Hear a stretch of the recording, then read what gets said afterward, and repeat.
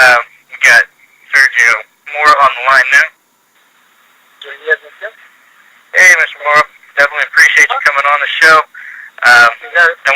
Got to congratulate you on your win against Prosca. You made him look pretty bad, man.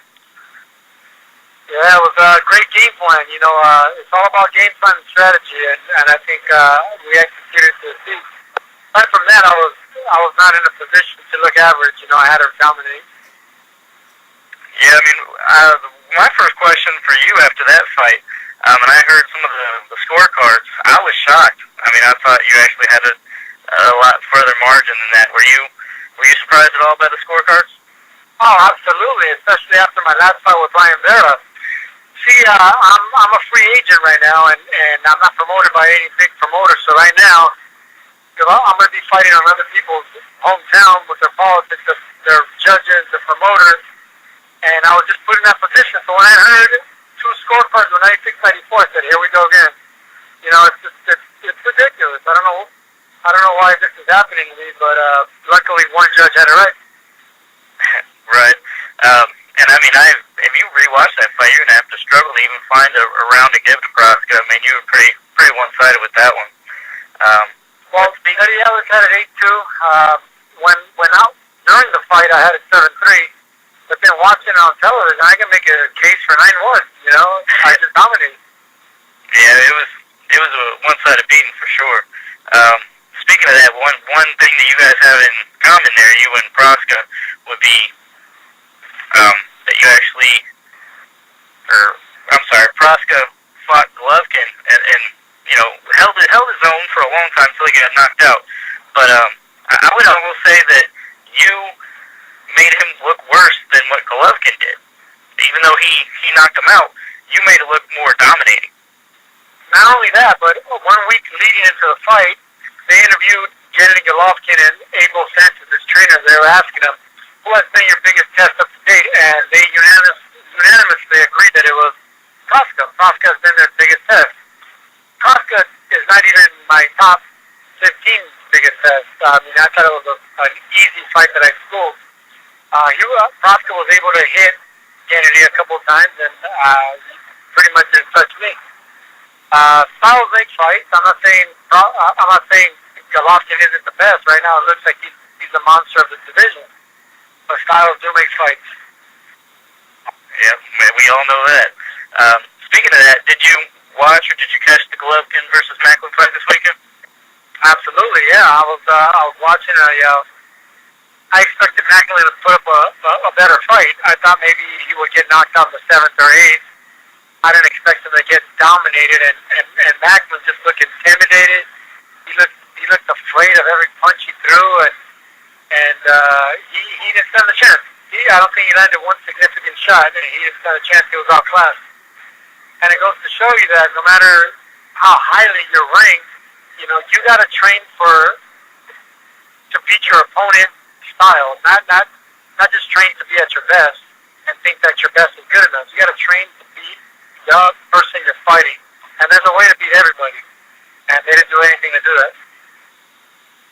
Yeah, I agree with you again. I mean, you got to fight for the style. You can't just always have the same game plan, which it looks to me like Golovkin's just a straightforward guy.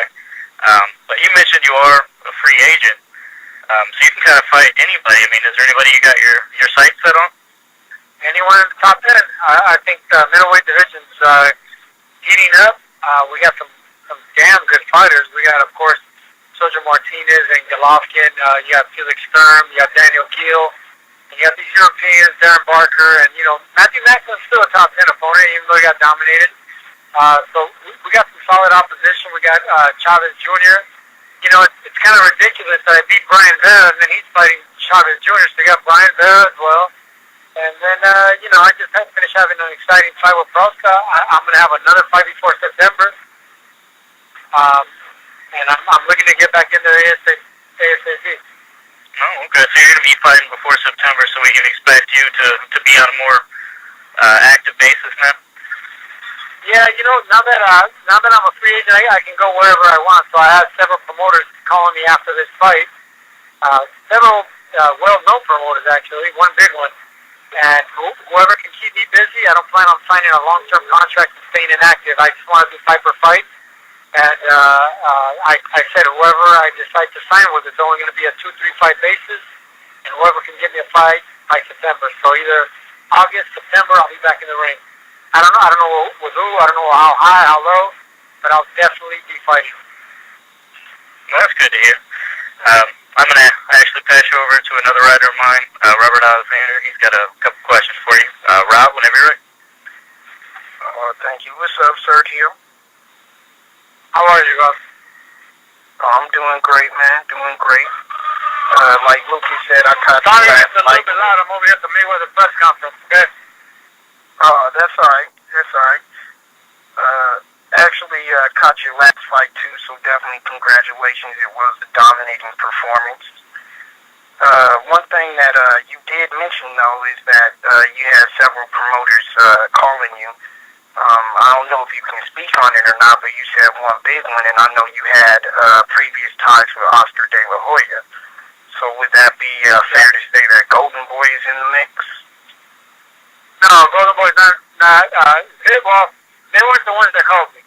But I definitely had one really well-known one up there. Definitely top three. And he's interested in doing something. And of course, Artie Palula from Banner, who just promoted Proxta. I'm gonna have dinner with him this weekend. I also have some smaller, regional promoters that want to, do something ESPN type level. And whoever can get me the right fight for the right price, risk and reward, and on television, that's what I'm going with. But as far as like a long-term contract, I'm not interested in doing that anymore because it just keeps me inactive too long. Right. I'm 32 years old, man. Right now, I'm a former champion. I fought some really good opposition. I'm a damn good fighter. I want to fight the best. I want to fight the absolute best. So somebody can beat me convincingly, or someone can take me out. Well, then that's when I say, all right, look, I don't belong in this division. I don't belong. But right now, I don't see anybody that can beat me. The Loskins are beats, of course, but I'll get a crack at them. Why not? Okay. So then, while you were actually doing during your layoff and everything, were you actually working on different things during that layoff that was helping you build process victory? Absolutely. We stayed busy in the ring the entire time. I had 3 fights canceled on me. I was going to promote my own show on TV Azteca.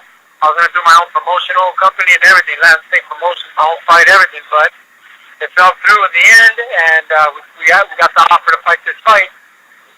Right now, we're working on my technique, and you guys noticed a little bit of it for this fight. I'm a little bit more patient with my punches. Instead of throwing 5-6 combinations real fast, I'm concentrating on just 2 solid hard ones, and that's what I'm going to be doing now. I'm going to be picking my shots better, putting more leverage into them, and it's all about technique, man. You're going to be seeing me punch a lot harder. Prosta, I heard 3 times. I walked with him twice. I heard him to the body, and twice to the body, and then once upstairs. I think if he wouldn't have been the southpaw, I would have taken more chances. But he's a hard punching southpaw, and I had to be careful. But my next opponent, I promise, it's going to be a fight where I get close to knocking him out or stopping him. And that's what I'm going to be going for my next fight. Right. Yeah, I did notice difference in your style, actually. Everything you said is exactly what I noticed. But I didn't notice, are you working with new people then? Have you been sparring or training with some new fighters, or been training with some new trainers that's helping you? No. Same old trainer. Dean Campos is the only difference is I used to pay a strength trainer, I used to pay a nutritionist, and I used to pay different sparring partners. For this camp, Dean Campos took the all jobs. He's my nutritionist, my strength trainer, and my trainer, my strategist, and he was in charge of picking all the sparring partners. And he's in charge, and he's the man. So we're just tweaking all the flaws that I have as a fighter in my technique. I was able to get this far with speed and being an unorthodox and falling off balance and all that. But now that I'm a veteran, I'm a former world champion. There's a lot out there that I know. A lot of fighters I can beat. We just have to tweak certain things and fight with patience and fight with the right timing to land the right shot. I like those baseball players, man, that go through these slumps and they just switch something in their swing and then they get hot. That's I think where I'm going to be at right now, man. I switched a lot of things in my technique, and you guys are going to be impressed with it. Yeah, we already are, definitely. How soon is it? How soon before you think you can get back into the title mix? In the title mix, you know what, man? I could get a call tomorrow by these guys because if you really think about it, Gennady Golovkin hasn't fought any champions or former world champions. So if I would be their first if they call me because they haven't fought anyone at that level. Anyone in Europe, the contender was really popular in Europe. So you got Felix Sturm and Daniel Kiel and Chavez Jr. Chavez Jr. ain't a champion, but still, these guys, the contender was shown in their country, and I'm very popular there, and to put a former world champion in their mix actually is actually pretty good. So it's not far-fetched for me to say that I can get the call for a title, but right now I'm not really focused on that. I'm just focused on staying active, man. I just want to get active and just knock these moves out. I'm prepared to take chances now and fight anybody that's in the top 10. I don't care who it is. Right. I mean, I can see that. I was surprised that you did take such a tough fight after being inactive for almost a full year. Were you surprised how easily you were beating Proska? Well, I'll be lying if I said no. So I trained really hard. I thought it was going to be a tougher fight. He's a power puncher. He's a southpaw. He's a very good fighter. He's unorthodox, but I'm unorthodox, and we had a great strategy and game plan, and I was just motivated, man. That's the main thing. If I'm motivated, man, I can't be beat, man. If I have a great camp and I'm motivated, I'm gonna be very, very, very hard to beat. I don't give a shit who you are. So all those things going for me, I made it an easy night, thank God. I knew my back was against the wall too. I couldn't have a boring win. I couldn't have just any kind of a victory. I had to have a really damn good performance where I was like turned heads again, and that's exactly what I did. Oh, definitely. You definitely did that. You did speak up on the Contender Series, and I noticed you will actually a lot of former contenders now have basically went from contenders to champions. Why do you think that the contender list fighters have been so successful? It goes to show you that show wasn't a sham, like most people thought.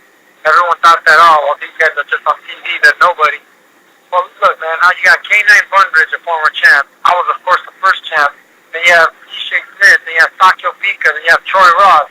I mean, we have 4 seasons as a contender. That's four different guys from 4 different seasons winning titles. And if you really think about it, a lot of guys fought for titles too. So it's a great thing, man. These guys are very well known. They make some great money off the show. But now a couple of them won world titles, and it legitimizes like the quality of the show. It just came at the wrong time. That's it, Right, I agree with all the MMA stuff and everything. Those series coming up, it did come definitely at the wrong time. But that's pretty much all the questions I had, though. But definitely you got a bright looking present up and coming. I'm not going to say future because it's in the present right now, and I see you getting back to the title shot here pretty soon. So I'll definitely thank you for your time. I'm going to turn it back over to Lucas, see if he's got anything. All right, thanks, man. Yes, we definitely appreciate you coming on. Just looking at some of the rankings at some of these, like the IBF, just a lot of fights that I would love to see you fight. Curtis Stevens is somebody that's always looking for a fight, and that's kind of a good setup, especially if you would be able to get Gennady Golovkin in the ring. That'd definitely be a good setup for you. But there's a whole bunch. Kathy Duval offered me Curtis Stevens, and I was gonna take that fight, but then folks they offered me Folks, and they offered me more money, and it was gonna be televised as well. So Stevens actually ended up fighting on NBC in October, I believe, right? August. August. Yeah, they offered me that fight before whoever he's fighting. They offered me to fight him. I was going to accept, but I didn't want to wait all the way to August to fight, so I accepted both of them. Okay. But yeah, I mean, there's a lot of people up here that I can see you facing, and people that you should be ahead of already off your last view, but maybe these have not been updated yet. But well, you know what? I've never really relied on rankings, man. I mean, I got a title shot with Vernon Forrest without being highly ranked, you know, and those things switch all the time. You know, a promoter could give the rankings a call, they'll put you in all of a sudden. So it's not like you know, those things are always like the best thing to go by. You know, I've been close to being top 10 for a long time. You know, I'm usually right outside the top 10, like 12 and 13 and 14, but it's all good, man. I know my value. oh yeah, I mean the Flosky fight is definitely going to put you back in the mix for sure. But I really just want to let you know that we wish you the best. I mean, hopefully you get a title shot real soon, but we will be watching you, and we definitely appreciate you coming on the show. Hey, thanks, guys. And thanks for reaching out on Twitter. I just started right now, man. It's a beautiful thing. And after my next fight, I'm more than happy to come back on. All right. Well, thanks, man. We'll definitely like to have you back on. But we'll be in touch. Take care.